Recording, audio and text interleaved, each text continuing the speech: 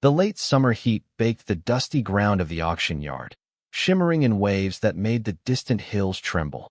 It was a heat that settled deep in the lungs, thick with the smell of livestock and dry earth. The crowd was a collection of hard lines and squinted eyes, ranchers and buyers whose faces were maps of sun and worry. They stood with the practiced patience of men who waited on weather and market prices, their murmurs a low hum beneath the auctioneer's rhythmic patter. Alara stood apart from them, near the warped railings of a holding pen, a place where the shadows fell long and cool. She had been a ghost in this town for a decade, a presence felt but rarely seen since the day the world had cracked open and swallowed her husband, Daniel. She wore his old, sweat-stained hat, its brim pulled low, a shield against the sun and the pitying glances that still sometimes found her. Her hands were still, her face a quiet study in grief held so long it had become a part of her bone structure. She did not come here to buy. She came here to remember what it felt like to be near the life she had lost. The auctioneer, a man named Silas whose voice was as worn and familiar as the creak of old leather, moved through the lots with practiced efficiency. Cattle, a few decent quarter horses, the usual offerings. Then the gate creaked open, and a hush fell over the assembled men, a silence not of respect, but of morbid curiosity. That's when the horse was led into the ring. It was a yearling, a filly with a coat the color of weak tea and eyes wide with a terror that seemed too old for her frame. But it was her legs that drew the collective, silent judgment. Her front legs were twisted, bent inward from the knee in a way that made each step a painful, stilted effort. She did not walk. She lurched, her body a testament to bad breeding or a difficult birth. A flaw, a liability, useless. A man in a clean, pressed shirt and polished boots stood near the front. Marcus Thorne. His face, usually a mask of smooth confidence, was tight with annoyance. He owned the largest breeding operation in the county, a place of clean stalls and calculated genetics. This horse was a stain on his reputation, a mistake he was now forced to air in public. "All right, folks, what am I bid for this project?" Silas's voice lacked its usual energy. He knew a lost cause when he saw one. The crowd shifted, some men shaking their heads, others looking away as if the sight of the animal's brokenness was an affront. The silence stretched, thick and uncomfortable. The filly trembled under the weight of 100 gazes, her head low. Thorne muttered something to the auctioneer, his voice a low, angry growl. "Just get it over with, Silas. $10 for the meat wagon." The words hung in the hot, still air. Final. A judgment passed. And then, a movement. Slow, deliberate. Alara pushed away from the railing. The dust puffed up around her worn boots as she walked toward the ring, each step pulling the focus of the crowd. She stopped at the edge, her face still hidden by the shadow of the hat. She didn't look at Silas or the crowd. Her eyes were fixed on the trembling horse, on the visible, unshakable evidence of a life begun in hardship. She raised a hand. It was not the crisp, confident gesture of a bidder. It was the slow, weary lift of a woman raising a great weight. Then, with her other hand, she reached up and removed Daniel's hat. The sun hit her face, illuminating the lines of sorrow and a decade of solitude. She held the hat in front of her, turning it over. From the worn inner band, she carefully slipped a thin, simple gold ring. Her wedding band. She held it up between her thumb and forefinger, the metal catching a sliver of the harsh afternoon light. She said nothing. The gesture spoke its own language, one older than money. Thorne stiffened, his face flushing a deep, mottled red. "What is this?" "This is an auction, not a theater. Silas, handle this." But Silas stared at Alara, his old eyes seeing not a spectacle, but a truth. He saw the ring, and he remembered the day Daniel had placed it on her finger. He remembered the young couple who had bought the ranch next to his, full of plans and promise. He looked at the broken filly, and then back at the broken woman, and he understood. This was not a bid. It was a claim. He cleared his throat, his voice regaining a measure of its authority, but softened with something that sounded almost like reverence. "I have a bid," he announced to the silent, stunned crowd. "Sold. To the lady." The quiet that followed was different.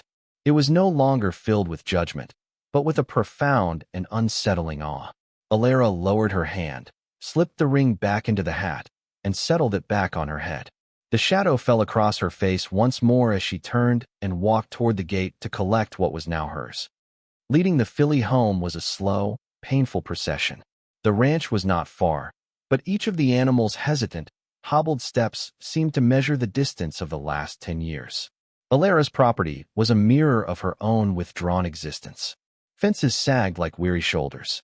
The paint on the small house had peeled away in long strips, leaving the weathered wood beneath exposed and gray. The barn, once Daniel's pride, stood with its doors slightly ajar, a dark mouth breathing out the scent of dust and forgotten time.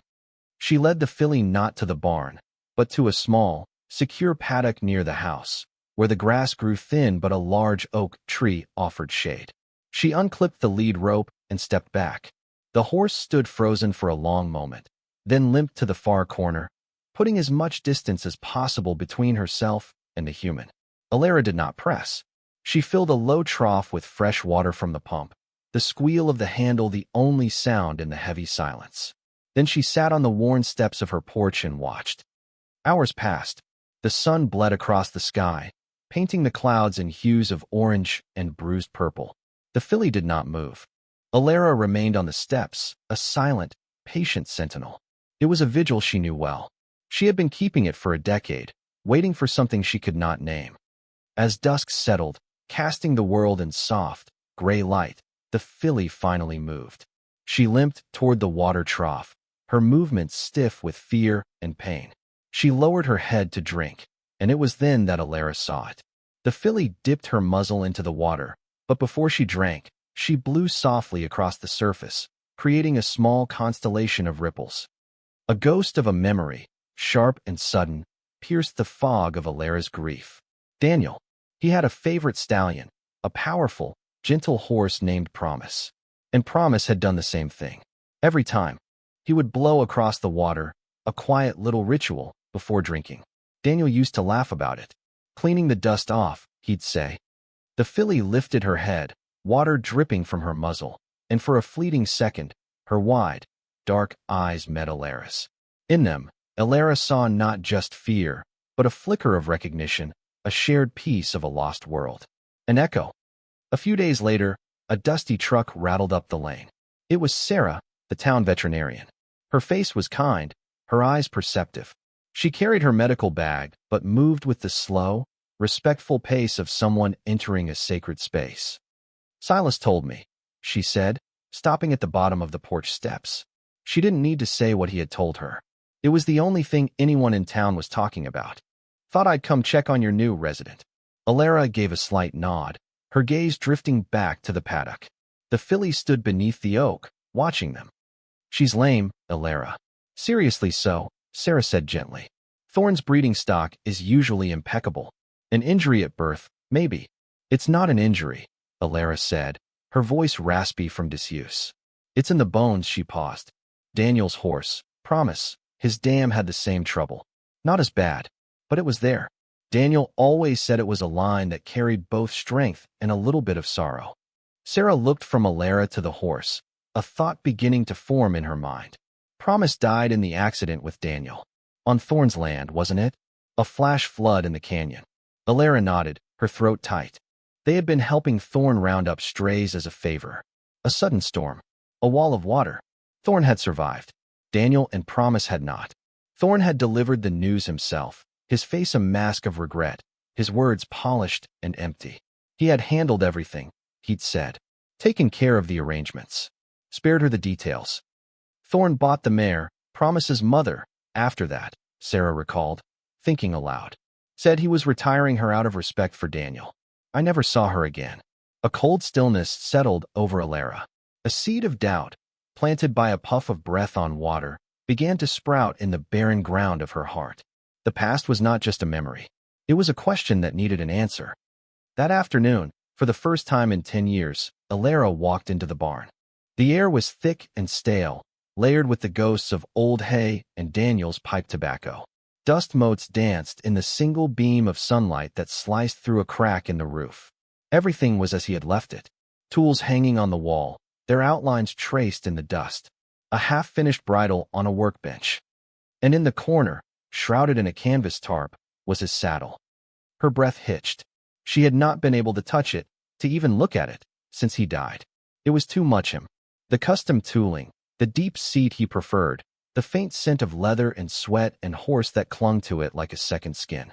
With trembling hands, she pulled back the tarp. The leather was dry and stiff, coated in a decade of neglect. But it was his. She ran a hand over the cantle, feeling the familiar grooves of the carved oak leaves he had designed. An instinct, deep and certain, guided her. There was a small, cleverly hidden pocket stitched into the rear jockey, a place Daniel used to keep important papers safe and dry on long rides. She had forgotten it existed until this very moment. Her fingers, clumsy with a strange mix of dread and hope, fumbled with the stiff leather flap. It took several tries before it gave way. Inside, folded into a small, tight square, were two pieces of paper, yellowed and brittle with age. The first was a veterinarian's bill. It was from Sarah's predecessor, dated 2 days before Daniel's death. The patient was listed as Solace, the name of Promise's dam. The service was a pregnancy check. The result was circled in blue ink, positive. The second paper was a small, torn sheet from a notepad. Daniel's handwriting was rushed, angry. It was a note to himself. Thorne bought her. Said she wasn't fit after the news. He's lying. Knows she's carrying Promises full. Said he'd take care of it. What does that mean? Alara sank to the dusty floor, the papers trembling in her hand. The air left her lungs. The silence of the barn pressed in, no longer empty, but filled with the weight of a 10-year-old lie. Thorne hadn't retired the mare out of respect. He had bought her to acquire the last of Promise's valuable bloodline, a foal he knew was coming, a foal he had likely hidden away, waiting for it to mature. But something had gone wrong.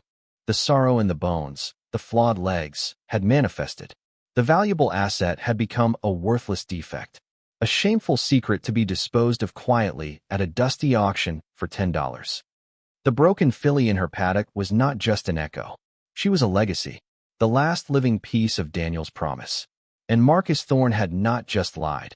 He had stolen the last remnant of her husband's world and then tried to throw it away like trash. The grief in Alara's heart did not lessen, but something new and hard and fiercely protective began to form around it. A wall of quiet, unyielding resolve.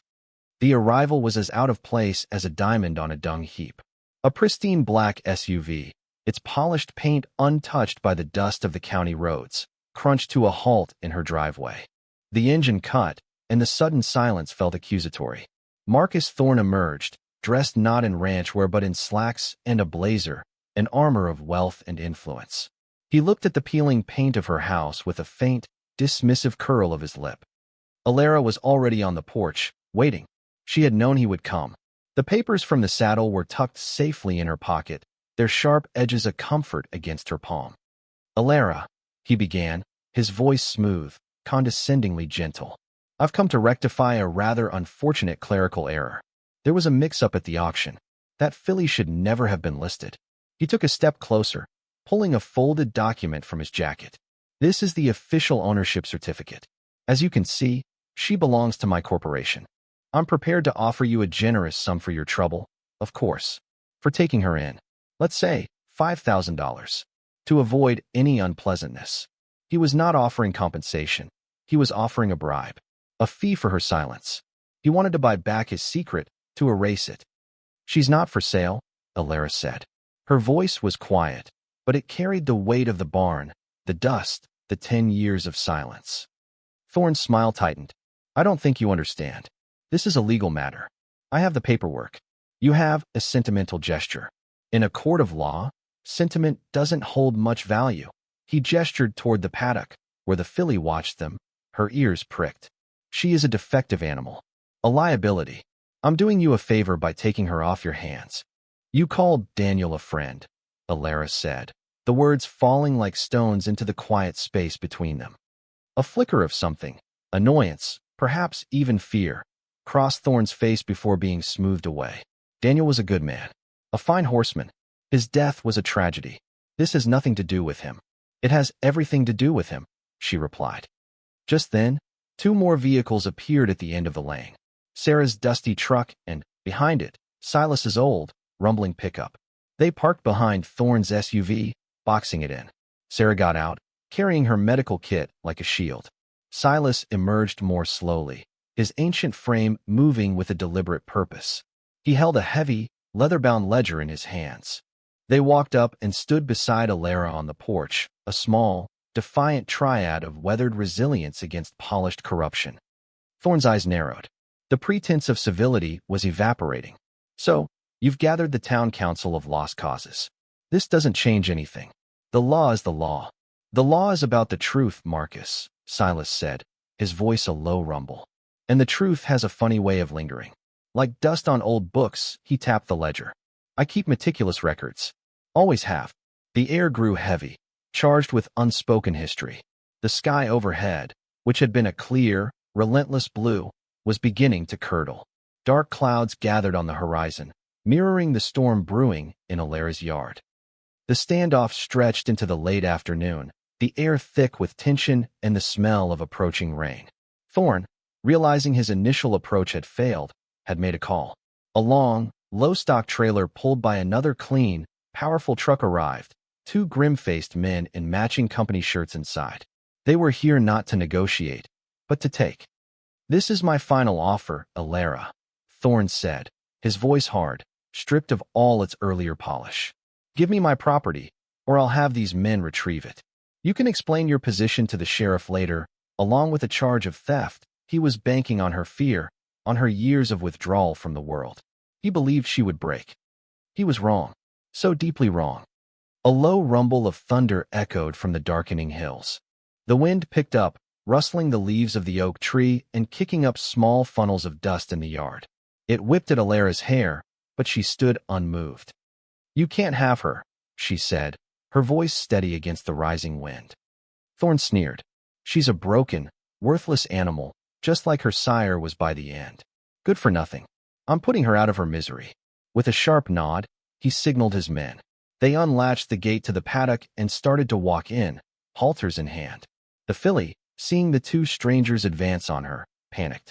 She scrambled backward, her twisted legs buckling, and let out a shrill cry of fear.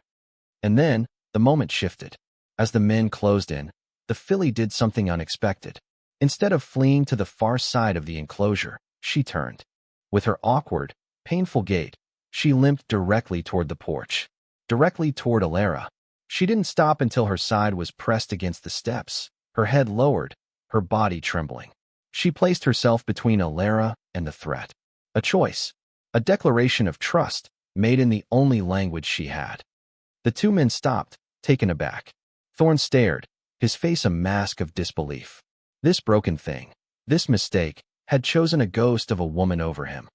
The first drops of rain began to fall, fat and heavy, spattering the dust.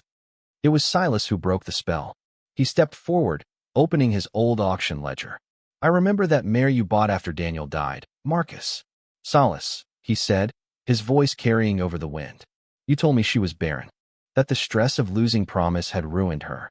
You bought her for a song. He looked up, his eyes sharp and clear. But I also remember talking to old Doc Miller a week before that. He was pleased as punch. Said she was carrying a champion. Thorne's face went pale. That's ancient history. Hearsay. Is this hearsay? Alara's voice cut through his defense. She stepped down from the porch, holding out the two yellowed slips of paper. One hand rested on the filly's trembling neck. This is Doc Miller's bill for the pregnancy check. And this, she held up the second slip, is my husband's last written words. About you. About your lie. The thunder cracked directly overhead, a violent, ripping sound, and the heavens opened up. Rain fell in a torrent, instantly turning the dust to mud, plastering hair to skin, soaking them all in a matter of seconds. Thorne stared at the papers, at the horse, at the three resolute figures standing against him. The entire edifice of his power, built on carefully constructed lies and polished intimidation, crumbled around him in the downpour. His men looked from him to Alara, their certainty wavering.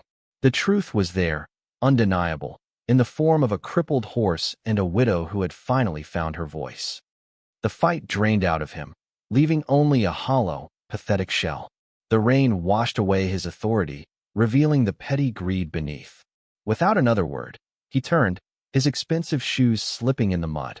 He got into his SUV, his men retreating to their truck, and drove away, leaving a trail of dark ruts in the newly soft earth. The black vehicle disappeared down the lane, swallowed by the gray curtain of the storm. The rain continued to fall, a cleansing, relentless wash. The world fell quiet, save for the drumming on the tin roof of the barn and the soft gurgle of water running in new channels across the yard. Sarah and Silas stood on the porch, giving her space. Alara did not move. She stood in the downpour, one hand still resting on the filly's neck, the other holding the soggy, precious papers. The horse, whose name she now knew was not a mistake but a legacy, leaned into her touch. And Alara surrendered. The dam of grief she had so carefully maintained for 10 long years, the wall she had built brick by silent brick, finally broke.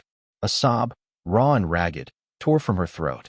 Tears streamed down her face, indistinguishable from the rain, as she pressed her forehead against the horse's wet coat. She wept for Daniel, for promise, for the lost years, for the stolen truth. It was not a cry of despair, but of release.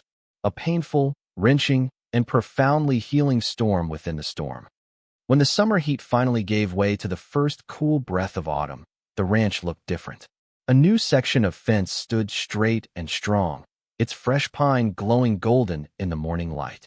The peeling paint on the house had been scraped away, and a first coat of white primer covered the old, weathered wood, bright and full of promise. Near the porch, a small patch of earth had been turned, ready for a winter garden. The land, like its keeper, was slowly coming back to life. In the paddock, Legacy moved with more confidence. Sarah had fashioned a custom brace for her worst leg, and while the filly would never run like a champion, her steps were now steady, the pain lessened to a manageable ache. She spent her days grazing under the oak, no longer skittish, but with a calm, quiet dignity. Alara had found a new purpose, one that rose with the sun each morning. It was in the mixing of feed, the cleaning of the brace, the quiet murmur of her voice as she spoke to the horse. One afternoon, Sarah arrived not with medicine, but with another passenger in her truck, a gangly, terrified colt rescued from a neglect case. "I know a place where he might find some peace," Sarah had said, with a soft smile. Alara's ranch was no longer a monument to grief. It was becoming a sanctuary, a place for broken things to heal.